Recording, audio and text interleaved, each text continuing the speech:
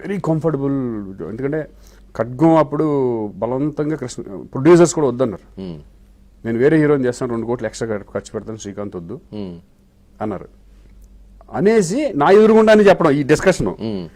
నేను కృష్ణవంశీ మధుమురళి కూర్చుంటే మధుమురళి డైరెక్ట్ అన్నాడు. మధుమురళి డైరెక్ట్ నాకు జగద్భవన్ పెడతాను, 2 కోట్లు ఎక్స్ట్రా ఇస్తాను.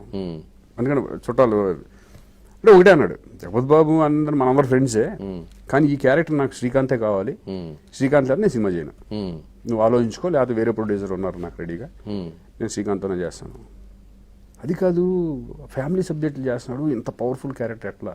అతని ఉద్దేశం, ప్రొడ్యూసర్ ఉద్దేశం కరెక్టే, అదే ఆయన యాంగిల్ ఆయన కరెక్ట్. కృష్ణవంశీ ఏంటంటే నాకు లేదు, నాకు తెలుసు శ్రీకాంత్ ఏంటో, అతను మాస్ క్యారెక్టర్ బాగా చేయగలడు, నేను ప్రూవ్ చేస్తాను, నేను డైరెక్టర్ కదా, నేను చెప్తాను నాకు ఈ క్యారెక్టర్ చేయడం. అట్లా దాంతో ఇంకా నాకు వంశీ మీద ఎఫెక్షన్ పెరిగింది.